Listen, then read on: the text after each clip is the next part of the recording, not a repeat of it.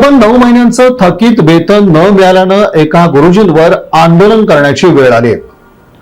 चक्क दंडवत घालत त्यांनी शासन प्रशासनाचं लक्ष वेधलं। 9 महिन्यांपासून प्रतीक्षा कालावधीचं वेतन तसंच नियमित वेतन मिळत नसल्यानं माता स्वरूप राणी प्राथमिक आश्रमशाळा बैराग तालुका बार्शी येथील सहशिक्षक प्रदीप पाटील यांनी आपल्या मागण्यांकडे प्रशासनाचं लक्ष वेधण्यासाठी दंडवत आंदोलन सुरू केलं। प्रदीप पाटील यांनी दिलेल्या निवेदनानुसार ऑगस्ट 2024 पर्यंतच्या 9 महिन्यांच्या प्रतीक्षा कालावधीचं वेतन अद्याप मिळालेलं नाही। तसंच नोव्हेंबर 2025, फेब्रुवारी, मार्च आणि एप्रिल 2026 या महिन्याचं नियमित वेतनही थकीत आहे। वारंवार पाठपुरावा करूनही प्रश्न निकाली न निघाल्यानं त्यांनी आंदोलनाचा मार्ग स्वीकारला। या संदर्भात त्यांनी संस्थेचे अध्यक्ष, मुख्याध्यापक, आदिवासी विकास विभागाचे अधिकारी तसंच संबंधित प्रशासनाकडे अनेक वेळा निवेदन दिली। उपोषणाची नोटीस, वेतनाबाबतचे पत्रव्यवहार आणि विविध कार्यालयांकडे केलेल्या तक्रारींचा उल्लेखही त्यांनी निवेदनात केला आहे। डॉक्टर बाबासाहेब आंबेडकर यांचं नाव घेत आणि बाबासाहेब आंबेडकर यांच्या विजयी घोषणेनुसार मी आता या क्षणापासून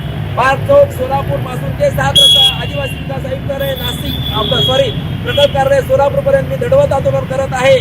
फक्त मुख्याध्यापक, संस्थापक आणि प्रकल्प अधिकारी यांच्या निषेधार्थ डॉक्टर बाबासाहेब आंबेडकर यांचा विजय असो, डॉक्टर बाबासाहेब आंबेडकर यांचा विजय असो।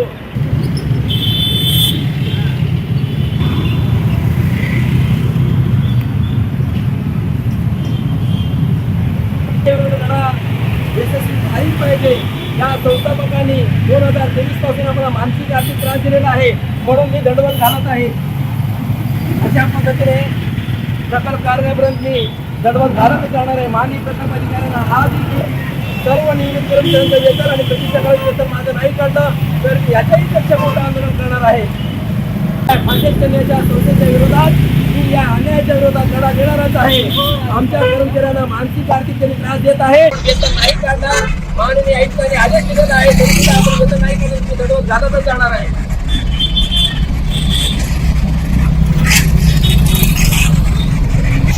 खानदेश कन्या संस्था धिक्कार असो, मुख्याध्यापक आश्रमशाळा बैराग धिक्कार असो, प्रकल्प अधिकारी एकात्मिक आदिवासी विकास प्रकल्प सोलापूर धिक्कार असो, धिक्कार असो, धिक्कार असो।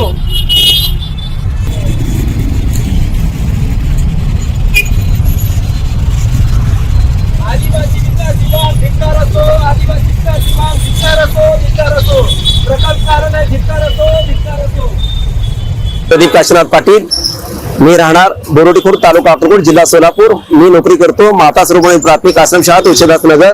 मला 2023 पासून खानदेश कन्या स्वर्गीय स्मिता पाटील शैक्षणिक सेवा सोसायटी शिरपूर, जिल्हा धुळे या संस्थेकडून अंतर्गत आमची शाळा चालू आहे। त्या संस्थेअंतर्गत मला 2023 पासून मानसिक आर्थिक त्रास त्या संस्थेने देत आहे। आजही ती संस्था कित्येक कर्मचाऱ्यांना मानसिक आर्थिक त्रास देत आहे। काही कर्मचाऱ्यांनी स्वेच्छानिवृत्ती घेण्यास भाग पाडलेला आहे। त्याच एक प्रतीक म्हणून आज आमचं जवळजवळ नोव्हेंबर 2025, फेब्रुवारी, एप्रिल, मे आणि आज जून चालू आहे। अजून सुद्धा 6 महिन्याचं नियमित वेतन आम्हा कर्मचाऱ्यांना मिळालेले नाही।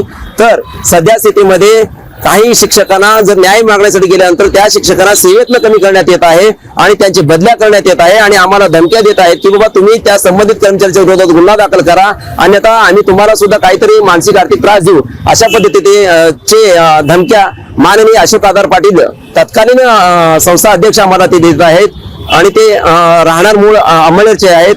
आणि त्यांच्यामुळे आज माझं 9 महिन्याचं प्रतीक्षा कालावधी वेतन आणि नियमित वेतन 6 महिन्याचं अशा 14 महिन्याचं वेतन आज आम्हाला नाही। आज आमचं पोट त्या नोकरीवर चालतोय आणि असून सुद्धा आज माझा परिवार, माझंच नव्हे तर शाळेतील 10 लोक आम्ही काम करतो, त्या 10 लोकांच्या पाठीमागे 100 लोकांचं कुटुंब जगतोय आणि 100 लोकांचं कुटुंब जगत असताना ते लोक आज रस्त्यावर आहेत। मी आज त्या निषेधार्थ मुख्याध्यापक, प्रकल्प अधिकाऱ्यांनंतर माननीय आयुक्त, आदिवासी विकास आयुक्तालय नाशिक येथून माझे 9 महिन्याच्या प्रतीक्षा कालावधी वेतन संदर्भात पत्र असून सुद्धा माननीय प्रकल्प अधिकारी वेतन काढत नाहीत। मग प्रशासन सुद्धा मला मानसिक त्रास देत आहे, इकडे मुख्याध्यापक मानसिक त्रास देत आहेत। मुख्याध्यापक सुद्धा वेतन काढायला विचारलं तर तुम्ही जाऊन संस्थेला विचारा आणि संस्थेला फोन करा। संस्था म्हणते मी 8 दिवसात येतो, 9 दिवसात येतो, 10 दिवसात येतो, तुमचं वेतन काढू। आज 6 महिने होत आहे।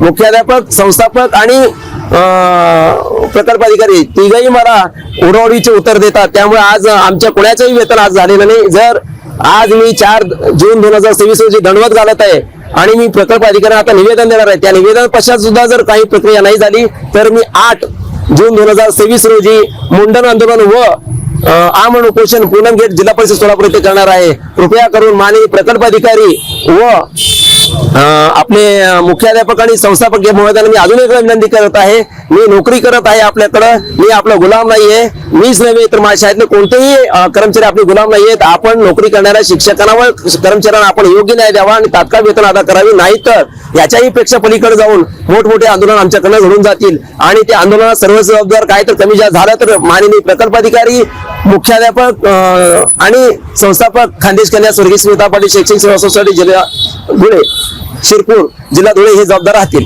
माझ्या शाळेच्या सर्व कर्मचाऱ्यांचे नियमित कर्मचाऱ्यांचे वेतन, ह्या कर्मचाऱ्यांचे वेतन जसं आपण आपल्या पत्रानुसार कालच आपण मला पत्र दिला माननीय एमडी साहेबांच्या आपल्या प्रतिनिधीकडून मला तो पत्र वास्तवद्वारे मिळालेला आहे.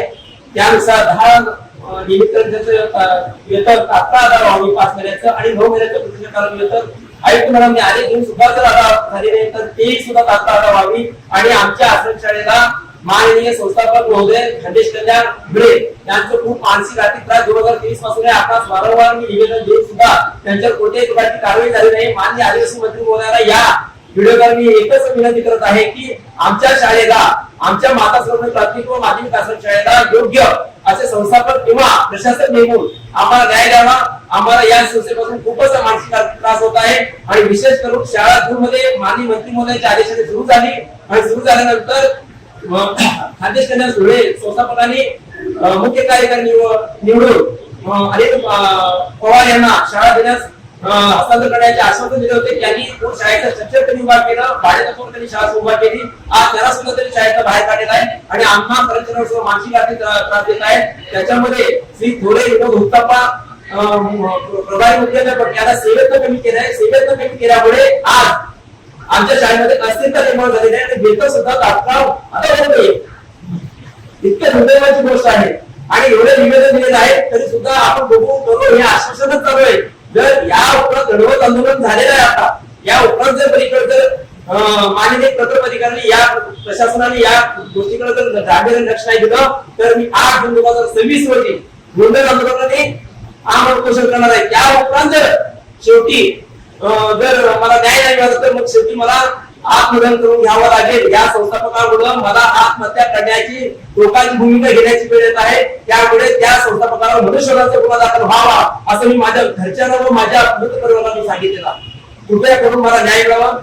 प्रशासनाकडून ठोस कार्यवाही होत नसल्याचा आरोप करत प्रदीप पाटील यांनी दंडवत आंदोलन सुरू केलं. प्रलंबित वेतन तातडीनं अदा करण्याची मागणी त्यांनी केली आहे. या आंदोलनामुळे आश्रमशाळांमधील कर्मचाऱ्यांच्या वेतनाचा मुद्दा पुन्हा एकदा ऐरणीवर आला आहे.